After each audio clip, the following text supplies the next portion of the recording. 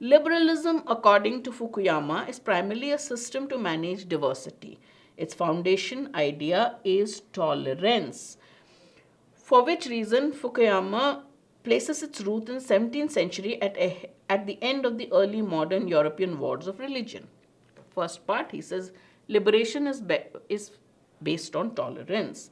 He swiftly moves on to so basically we can understand this has been written about the excerpt is a critique or an analysis of a book on liberalism or an article on liberalism by Fukuyama.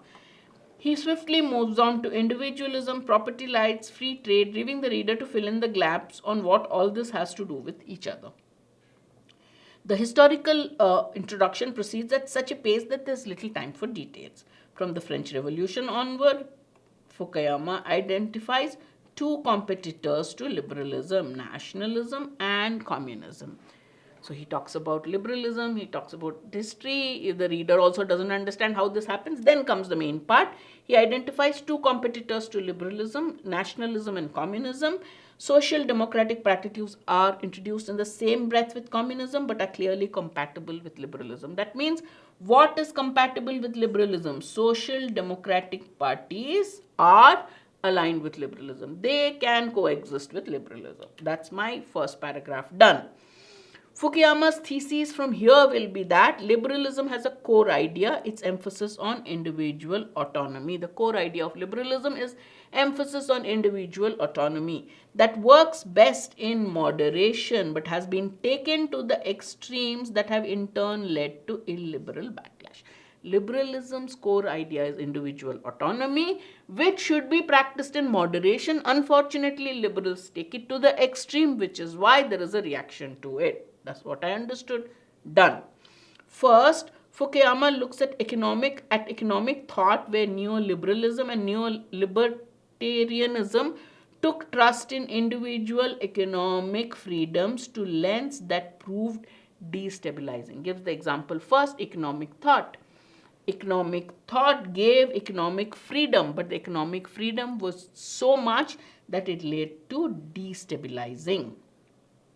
Fukuyama believes that liberal critics of excessive state intervention are onto something. Well, they have a point. What is the point? Government support can incentivize dependent behavior. So those who criticize excessive state intervention in an individual, they have a point. When the state gives too much help and aid to the individual becomes dependent on the state.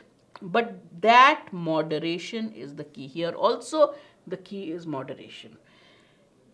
Fukuyama looks favorably upon Scandinavian countries which tax their citizens and provide public goods. So he supports Scandinavian countries who follow a policy of taxing the citizens, also providing welfare measures.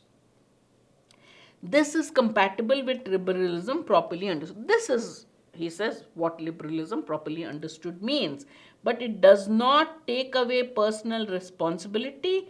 It does not take away personal responsibility because you are giving tax. So it balances personal responsibility and freedom. That's what Fukuyama believes.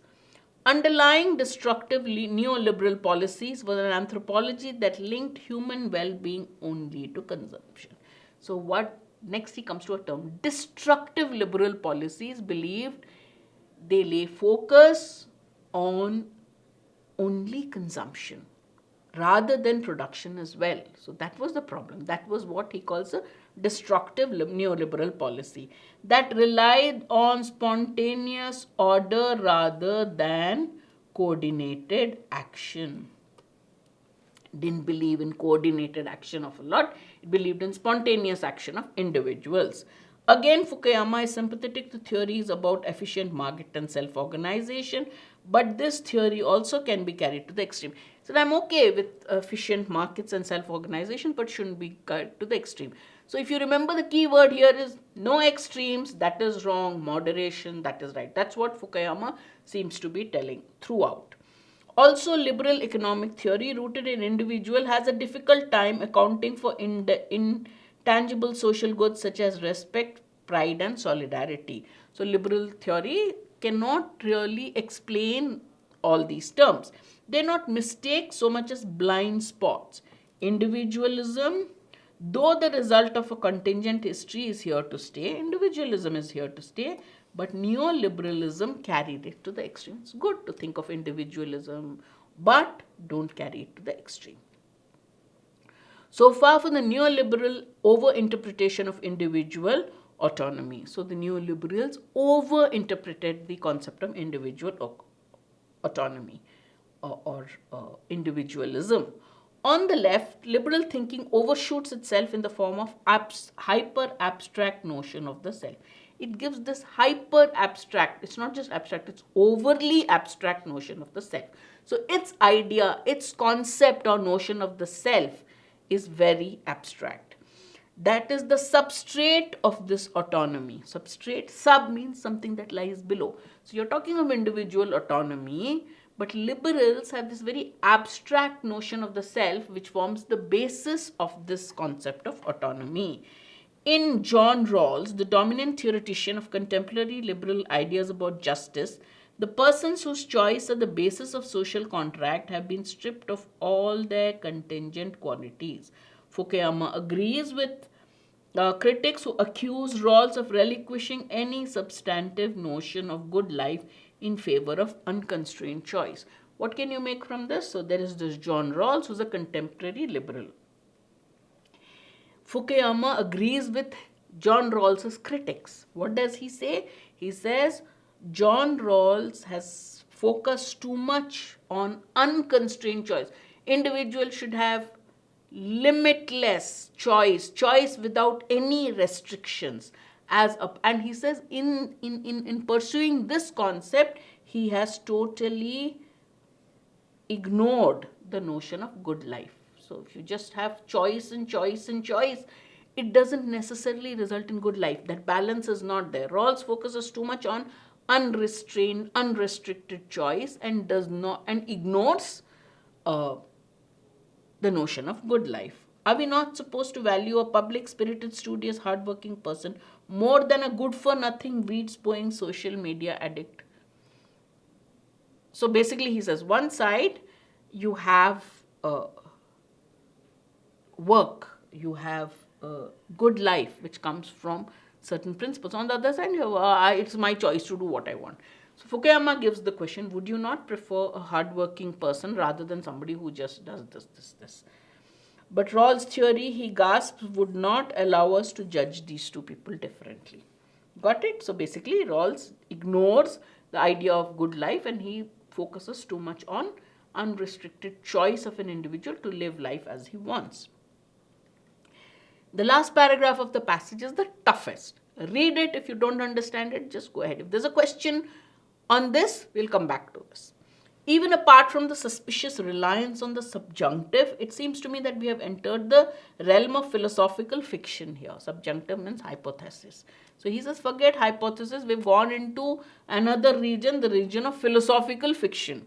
Suppose these conclusions can be somehow shown to follow from Rawls' setup, the veil of ignorance apparently preventing those in original position from recognizing with Fukuyama that this is the only thing that you need to know. The complete absence of deserved praise or blame is unsustainable. You cannot have a society where there is a complete absence of praise or blame. Cannot have it. There is no serious case that such ideas have been translated to a significant extent into political views or policy choices in liberal societies. Okay, these have not been sustainable, these have not been applicable. That's what we interpret. Question 14. The primary purpose of the author in writing the passage. Now just go through what he has said. He talked about Fukuyama, he talked about Fukuyama's liberalism and the need for moderation and Fukuyama's criticism of neoliberal libertarianism and people who take it to the extreme. Correct? Just keep it that way. To criticize Fukuyama's liberalism. Now when you read the passage, what was the tone of the passage? Did the author seem to criticize Fukuyama? Throughout the passage, the author seems to be supporting him. As Fukuyama says this, Fukuyama says that. In the book, at the beginning, he says, yeah, he goes very fast through these concepts. But that's not a criticism of Fukuyama's liberalism, right? So he is not criticizing Fukuyama's liberalism. This is out. To give a balanced approach with pros and cons of Fukuyama's brand of liberalism. He has not given the pros and cons of Fukuyama's brand of liberalism. He has given Fukuyama's version of the pros and cons of liberalism, that look, if it is done in moderation, it's fine, but most of the time it's carried to the extreme. So the author's purpose is not to give a balanced approach. Fukuyama analyzes liberalism and says that there has to be a balance. You get the difference? To explain and highlight Fukuyama's views on liberalism. Yes, that's exactly what he has done. He has explained Fukuyama's views on liberalism, and he has also explained it in great detail, so highlighted certain points. To contrast Fukuyama's liberal theory with that of Rawls, he has not. Fukuyama mentions Rawls. Fukuyama criticizes Rawls and shows the negatives of Rawls, not the author of the passage.